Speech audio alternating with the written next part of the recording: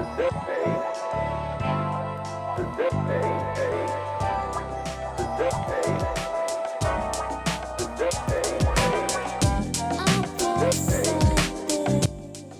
Dogma returns to theaters after 25 years of greatness, and people like me enjoying this movie on DVD. We can go see it on the big screen again. And the man himself, the man behind the movie, the writer, the director, the everything from the View Askewniverse, Mr. Kevin Smith joins us this morning. Kevin, how are you, sir?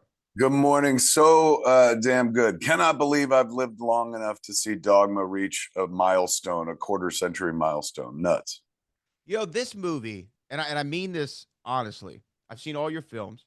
This is my favorite of your movies. Oh, It's thank you. always been my favorite. I remember having to scour the internet to find a DVD copy of it at one point because it was hard to get. Now this movie's back. It's going to be in theaters. People can finally see it again in the big screen. This has to be just such a rewarding time for you right now. It's nuts, man. The movie's been out of commission for quite some time. It was made by Miramax, which was owned by Disney back in the day. And at one point, Disney was like, get rid of this movie. And so I got to say the name out loud, so brace Yeah. yourselves. Harvey Weinstein personally owned the movie for the last, ever since 1999. So roughly the last 25 years. And for the 10th anniversary, the 15th, 20th, I couldn't get the movie out from under him and stuff. He had some legal problems. So fairly recently, Alessandra Williams, who's our savior, the guardian angel of Dogma, she bought the movie away from him, and she approached me, be like, "Hey man, what would you like to do with it?" And I was like, I would tour it like I toured Clerks 3 and Jay and Silent Bob Reboot and stuff like that. And she goes, "Would you just put it in the theaters normally?" I said, "I don't think anyone's interested in that sort of thing." And yet on June 5th, on Thursday, we come out on like 1,500 screens. So we went to Cannes with the movie. That was nuts. Just got back last Sunday for the second time. We went in 1999 with Dogma. Then we went back this year for the Cannes Classics section. So I went from like 15, 20 years of no Dogma to nothing but Dogma for the last month. I was on tour, 20 cities across the US. Every night we did like 2 shows, Q&As after. So I've been steeped in Dogma, and I'm delighted to watch it play at this stage in the game, because it reminds me of the kid who made the movie. The kid who made that movie wrote it and directed it, believed in everything that was on display up there. And I don't have those same beliefs anymore. Now I got, good ideas, so to speak. But every night I get to watch that flick and revisit the kid for whom his Catholicism, his childhood Catholicism, meant so much that he grew up and made a movie about it. Well, I mean, isn't that where it started? Like when you were in film school, you wrote a script called God, I believe, and you had the Rufus scene in there. That was kind of your entry point, and then it metamorphosized into what we saw initially. But when did you think? Because like Clerks, obviously great. Mallrats is amazing too. Mallrats actually made me want to write a screenplay, and then you go Oh, into that's the highest compliment you could give a filmmaker, man, is that their work made you want to do a thing. well, what That I means love most about all your movies and Dogma, and I'm going to ask you specifically about a certain scene, but the dialogue is so great. Even Ben Affleck did an interview, I think, with Vanity Fair, where he talks about there's a rhythm to Kevin Smith dialogue, and you're so about the written word that's in the script, and you can feel that, and it translates. So my question is, when you're making those first 3 movies, Clerks, Mallrats, and Chasing Amy, and you have this God script or this Dogma idea in the back of your head, it to me in some ways feels like a departure from the smallness of the first 3 movies to now, boom, we're going all the way. We're bringing theology in here. We're bringing, Jesus, God. We're gonna have a toilet Tyrannosaurus pop out of nowhere and be in this movie. Feels big. Did you feel like since it was your 4th movie, that was when you had the confidence to do something this big? it wasn't so much the confidence. At that point, I was never going to have a better chance to realize my juice, for lack of a better description. I was, Clerks put us on the map in a big bad way. Mallrats hurt us because the movie tanked. It became a cult classic, but when it came out, it did not help one iota. So Chasing Amy was like a Hail Mary to stay in the business. And it worked out. Like, people critically liked it. It was doing good, strong business for a movie that cost 250 grand. It was making 12 million. So that helped. Suddenly, like I was back and getting respected and whatnot.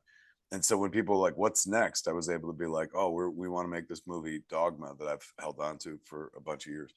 So also in the wake of Chasing Amy was Good Will Hunting, which went even further toward securing a pretty decent budget for that movie. It was a $10 million movie. We probably could have used 20, but we still like made it work for like 10 million bucks. And Ben and Matt being in Good Will Hunting and having that blow up, like absolutely paved the runway in a big bad way. So it felt like now's the time. You know, like if I could have gotten away with it as a second movie, I would have tried, but thankfully that didn't happen because I wasn't ready. So after Chasing Amy, it was like, look, there's going to be no time like this. And I was at a point in my career where like it was a crossroads. I could have done a bunch of different things. I was in this deal with Universal to make a movie called Son of Fletch with Chevy Chase and Jason Lee and Joey Adams. And I had to let that go because I wanted to make Dogma. They're like, you got this or Dogma. And I was like, Dogma. And then Lorenzo di Bonaventura, who was the producer like later on of those Transformers movies, but back then he ran Warner Brothers. He invited me to his house for a dinner. And after the dinner, he's like, you know, at Warner Brothers, we have all these properties that aren't Batman and Superman, all these comic book characters that could be great movies, and nobody's working on them. He's like, would you like to run a division here at Warner Brothers where all you do is go through all the DC comic books that aren't Batman and Superman and figure out stuff to make? So essentially, he was like, would you like to be Kevin Feige before Kevin Feige, Yeah, right. but Yeah. at DC? And I was so like in love with Dogma and like, oh my God, if I don't do it now, I'm never going to have a chance. That I was like, that's flattering, but like, no, I want to do my thing. So I was ready. And it felt like I'm never going to be in a better position than this. And since critically we're coming off of Chasing Amy, like that's how we got Chris Rock. That's how we got Alan Rickman. Those are two of the cast that sought us out based on like Chasing Amy. So it was the heat of the moment, to quote Asia, that really kind of allowed a Dogma to bloom. Any other time, it wouldn't have happened, man. My friend Malcolm is always saying, like, it's interesting. You, with the juice that you had, he's like, you really could have done anything. And you chose to make a religious movie with a bunch of famous people. And I was like, I know, it just felt like the right thing to do. So now, 25 or technically 26 years after we made it, it's, you know, I've never regretted my decision, but it's been a lovely month of like, oh yeah, like this is why I made Dogma, you know, and not somebody else's thing. Like I would have enjoyed making Son of Fletch, but at the end of the day, that's somebody else's thing. You know, I would have enjoyed running a division of DC that made comic book movies that I wasn't going to direct, but I was going to produce or something.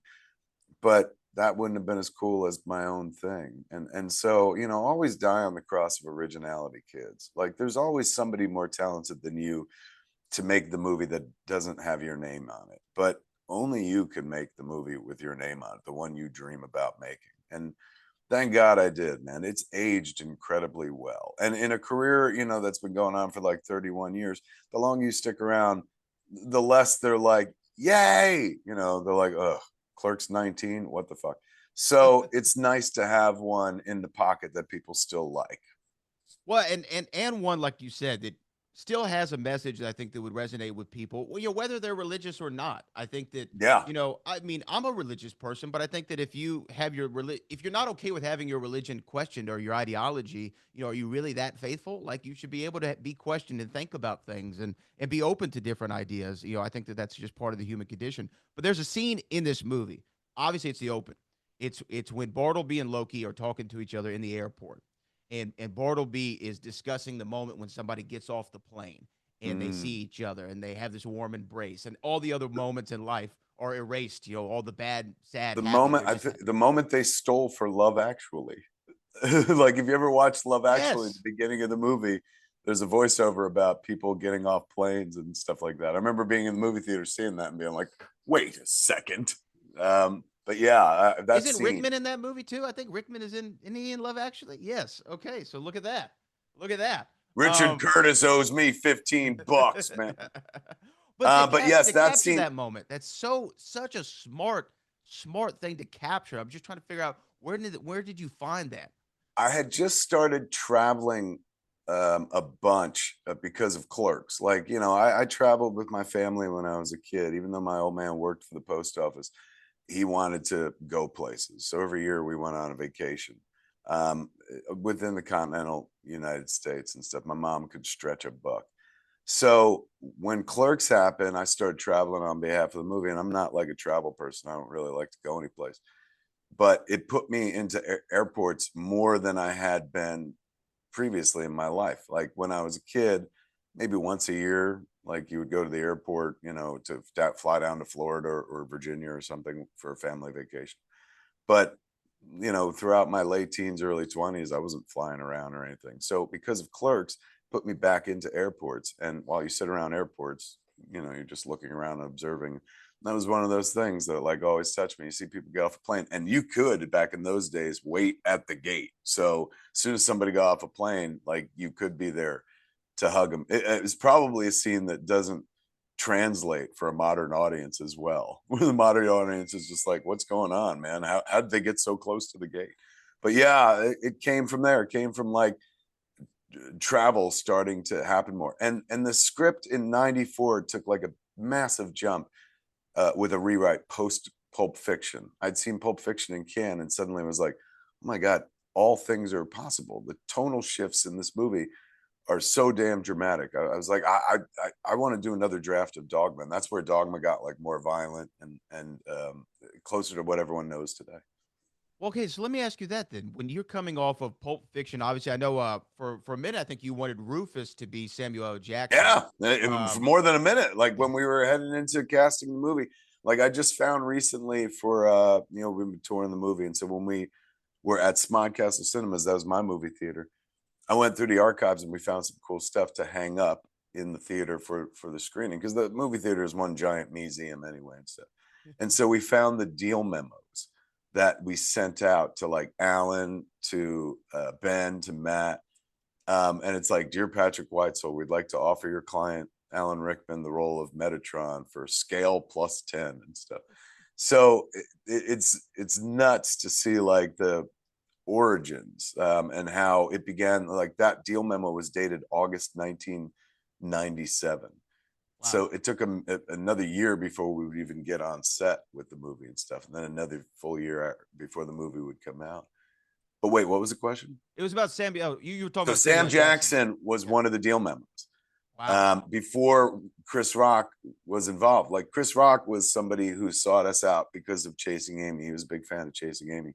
So he's like, I want to meet with the guy who made Chasing Amy and see what he's doing next. And I was like, well, we're making this movie called Dogma, and there's a part for Rufus that you would actually kill. So Rock lobbied for the part and absolutely destroyed. And this was Rock in ascendancy, right? It was just after his album and stand-up special Roll with the New, and suddenly he was getting respected worldwide as like this smart comedian and stuff. And so having him in the movie, like as much as, you know, Sam Jackson is an absolute legend even then, Chris brought something new and fresh to the table, and he was so passionate about the role that like you want to lean towards somebody who pursues the role, because they're going to bring some magic to the table with them. And Chris did. I watched the movie every night for like a month on tour, and it's crazy how much more I appreciate everyone's performances now, because they've aged so incredibly well. Like in the moment when we were making the movie, I was like, yeah, I guess that's it. And now we know what the movie is after a quarter of a century, and those performances are locked in stone at this point. And so spending every night with those performances, I could sit there and be like, wow, look at that. Like that, you know, Linda is another one that like when we made the movie, like everyone else's performance very showy, and Linda's is very subtle and understated. And when I was a kid, I was like, oh man, I wish she was big like everybody else. Now I'm so glad that she plays a human character. She's the audience's only way in. Everyone else is an angel or a demon or a dead person.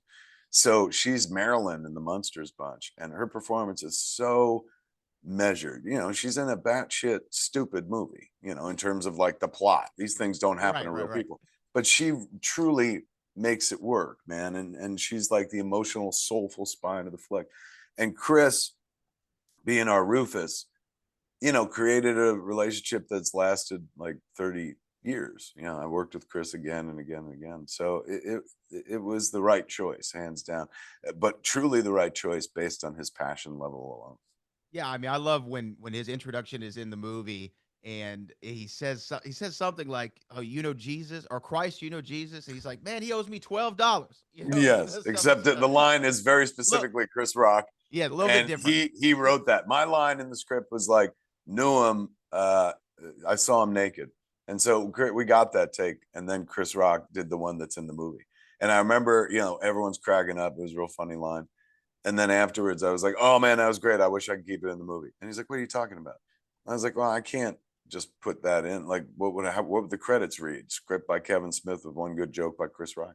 And he was like, "I don't need the credit. Leave it in there." He's going, it got laughs, man. It's hysterical.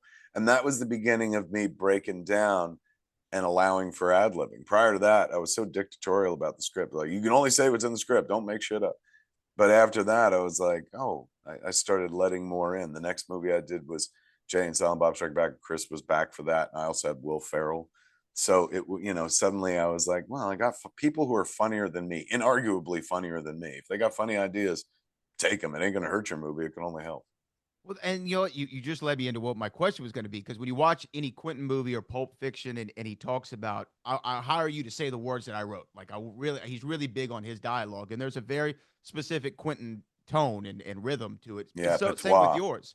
Same with yours though. So that was the point where you said, "Oh, okay, ad lib, let's go for it." But you still want them to do your like do it as it's written and then play with it, right? Absolutely. Like with people like Justin Long, who's an excellent ad Yeah. libber, Seth Rogen, even Ben. Ben is a pretty excellent ad libber as well.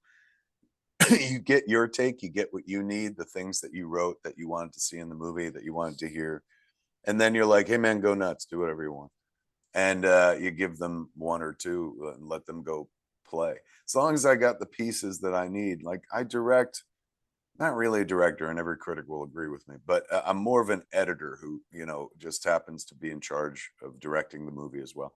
So when I'm shooting and I'm just sitting on set collecting shots in my head, going, I got that, I got that, I got that. All right, we got a scene and stuff. So once I have my limited pieces, because I shoot, as if the movie's a child's puzzle, 4 pieces, put it together. Once I have what I need, which is pretty early on, then I turn it over to the performer if they're into that sort of thing and be like, hey, man, do whatever you want. And gold can absolutely come from it, even if it's like one line or something like that, or one look. It's just like one more take to pull from, and get left to their own devices. Like, I'm talking about some very talented kids who can ad lib within a script, so like they're still making your movie, not just saying funny things on set that's going to make the crew laugh. They're ad libbing within the story, so all of it's usable. That's like an absolute gift. It's like getting a free writer. Right. Yeah. I can only imagine that it's like, oh wow, they took this material that I have and they actually were able to elevate it in a way, or maybe, like you said, have a joke that I wouldn't have written, or you It's know, it's like watching fan fiction of your material in real time. wow. And like, since you know your script very well, and this is at a point in the movie's life where nobody really knows the script except you and the people working on the movie, to have somebody be so familiar with the script that they're generating new material and new storylines is thrilling for the person who created the storyline, because you're like, oh, that's funny. Like, I never thought that the character could say that's a great ad. So it's wonderful. It's watching that character flesh out beyond even what you wrote, and So fun. Because you like, I get like when I go to work with Justin Long and Seth and Ben, those are days where I know I'm going to laugh. I'm going to get free laughs. I mean, it ain't free because we're making a movie, but like, I'm going to be doing my job, and in the process, like, I know I'm going to laugh so hard that my sides are going to hurt or I'm going to cry, because those are 3 people who I know the script inside and out, and they're writers themselves. And so I know they're going to say something throughout the day or bring something to the table that is completely surprising to me and delightful at the same time. So I love going to work those days, because I know I'm going to get what I need, but I know I'm just going to be like laughing my ass off. And like, that's why are we doing all this if not to have a good time? It's like we could grow up and get real jobs and stuff, but we choose to make pretend for a living. And there's a reason. And it's not because the money's great, because money's not great in Kevin Smith movies and stuff. It's the joy, man. It's just like the making of joy and the joy that's made for you as you watch your dream come true as this thing comes together.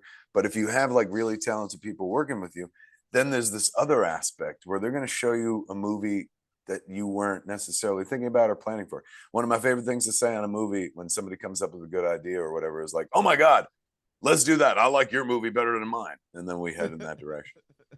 Well, okay. Let me ask you this then. So, when in all your movies, you refer to other movies, like movies that you love. I mean, Oh yeah, Fletch is a big one, obviously. Mr.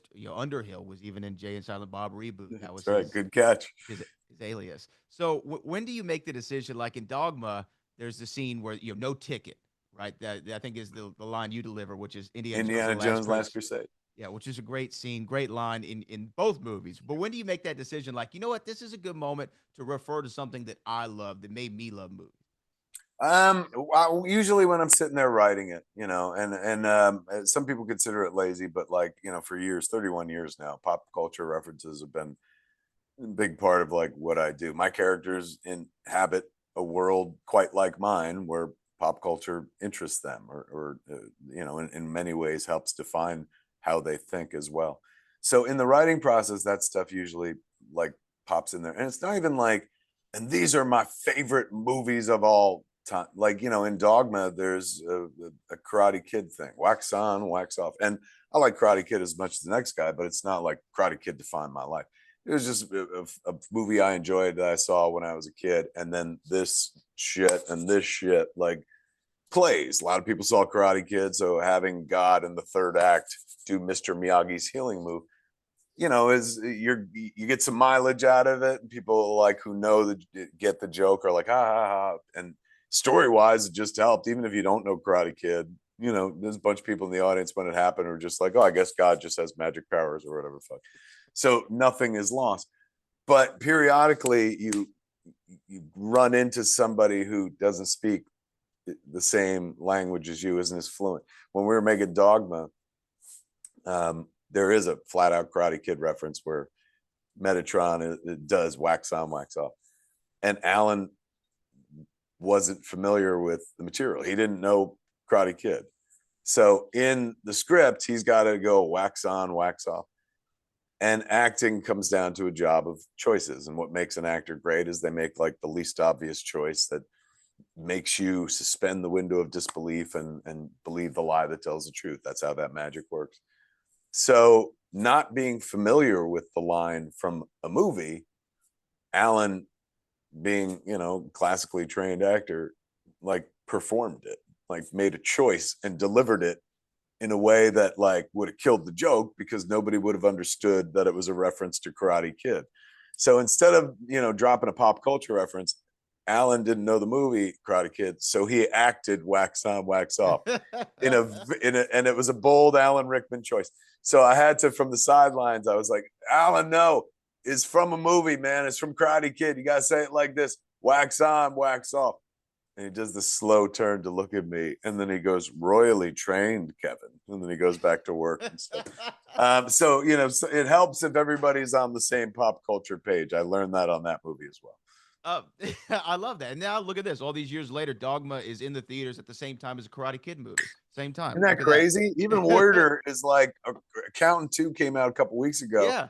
The old Affleck and young Affleck are going to battle at the box office this week. Yeah. It's like that Will Smith movie that nobody saw. Yeah, well, for good reason. No, that was mean. It was an okay movie. Gemini, or is that Gemini, yeah, Gemini Man. I think it was Gemini Man. I've heard you talk about obviously casting George Carlin and Matt and Ben and Chris and Alan, just like the embarrassment of riches. Linda, Salma Hayek at the time too is coming off of Desperado, I believe, at the time, and kind of really becoming an icon in her own right. From Dusk Till Dawn was around the same time, which is a movie that's we followed From Dusk Till Dawn. They were like 95, because that's where I saw both her and Parks. Later on, I'd work with both of them and stuff. But Salma, we got to through Robert. Robert had called me up one day to be like, "Hey man, so I'm thinking about directing the Superman script that you wrote." And I was like, "Oh my God, are you kidding me?" So for a minute, Robert was going to direct my Superman script, but then he felt he owed dimension. So he did the faculty. So we were friendly at that point. And about a month before we went out to shoot Dogma, I called him. I cold called him, and I said, "Hey, man, would you direct Dogma for me?" He goes, "What are you talking about?" I was like, "I got this script, and I love this script, and it's so good, but I feel like I'm gonna fuck it up. Like I'm not a great director." And he goes, "Kevin, you're a fine director." He's going, "Just don't put your actors against a wall and shoot them." He's like, "What you do is you always got two people stand next to each other, and there's like a wall behind them." He's like, "Just put a window behind them. Put some depth in the frame behind them. You're fine. You can do this. Just add a little more depth to your shot." So he talked me off a ledge, and not only did he, yes, reveal Salma to us in Desperado, which I absolutely adored, but he also talked me down from walking away from Dogma based on my ineptitude. He was like, "You can handle this." Wow, wow. But yeah, I mean, well, she was, another, just like you said, I think you've characterized it as an embarrassment of riches, Mm, is Dogma, as far as the cast goes. And I know at one point, um, he who shall not be named, as you've referred to him before, Harvey Weinstein, called and yeah. was like, "Hey, maybe we could do a series, maybe we could do Dogma 2." And it was kind of all a red herring or what have you. But is there a world where that is a possibility still, to where maybe, hey, I have an idea for how we could re-enter this world of Dogma Oh 2, or yeah. The moment Alessandra Williams, she's the one that saved the movie. yeah. When I met with her and she was talking about what we could do with the flick, she asked, like, "Would you ever think about doing a sequel?" And I was like, "Oh my God, yes." Like, I remember when I began my career, I was like, "I'll never do a sequel because I got plenty of original ideas." But now you can watch Clerks 3 on home video. So I, you know, when I was a kid and I made the movie, put it out, I was never planning on a sequel, but I would whimsy about, like, what would that look like? What would the story be and stuff. And so after all this time, to have her be like, "Would you want to keep going?" I was like, "Oh my God, yes." Like, I would love to play with these characters again. Now, when I made this movie, the kid who wrote it and directed it believed in everything that's on display. He was steeped in the faith. That movie is a defense of the faith. I'm not that person anymore. I don't have those same beliefs. Now I've got good ideas. So I can't sequelize that movie exactly the way that we made it the first time, because I don't have that same faith. So then the question is like, well, then what is it? And my way in has been that, like, the guy who wrote the first one believed in everything, and the guy who's writing the new one doesn't have those same beliefs, and that's kind of going to be the way in. You know, when I wrote the first one, I was a kid with my whole life ahead of me, and now less life in front of me than behind me and stuff. So it'll inform a Dogma follow up in a way that the young Kevin Smith couldn't have conceived of when he started the journey all those years ago and stuff. But the older one gets, the more one starts realizing, oh, this will all end, won't it? And when one thinks about the end or thinks about their own demise, usually one of the next thoughts that follow is like, what are my thoughts on the afterlife? And that's when religious questions usually follow. So I'm hoping that while writing the script, I have a different religious journey than I was planning for. That'd be interesting. That'd be nice. That would be interesting. I'm all ears for Dogma 2. Dogma back in theaters this week, 25th anniversary. Kevin Smith, I really appreciate your time. Final question for you. It's a little bit of a departure, but we're talking about sequels. You see, I have a Back to the Future Part 3 poster behind me. Which is your favorite of the Back to the Future trilogy? I mean, the first sets the tone and whatnot, and I enjoyed the other two for expanding the storyline, keeping the storyline going, building out the franchise. But I'll never forget sitting in a movie theater with me and my mom and dad and my friend Mike Bellicose went to see that movie, and not really being prepared, having seen like the commercials and the trailers and stuff. But that's an insanely well written adventure movie, like charming, what they call a 4-quadrant movie, just perfection across the boards. There's a reason that they were able to keep going, make a couple sequels, and why it's still one of the most beloved franchises of all time, and we still haven't seen a remake of it because there's incredible affection for it. Just like you've never seen a Jaws remake, chances are in my lifetime we're not going to see a Back to the Future remake, with good reason, because the original still holds up today. So damn charming. So I love the first one. It's an absolute model in 3-act screenplay structure. Bob Gale was and is a genius, and Bob Zemeckis, man, like handled that all so goddamn beautifully. You know, Michael J. Fox and Christopher Lloyd, one of the greatest buddy team pair ups in cinema history, and just so magical. Everything a movie should be. Take you to a place that could never exist, but the plausibility is so high based on even, you know, the effects of the time, which were not CG and mostly practical and stuff. So just an absolutely whimsical, magical film, and the best that American cinema can be. It still holds up to this day. It doesn't. It's on its 40th anniversary. Dogma 25th anniversary, back in theaters. Kevin, this has been an honor and a privilege to talk to you this morning. Dogma, one of my favorite movies of all time. My favorite Kevin Smith movie. I'm so glad it's back in theaters. Oh my God, you rock! Thank you for the kind words this early. This is a heck of a way to wake up. I'm like, yeah, Appreciate you, Kevin. I really do. thank you.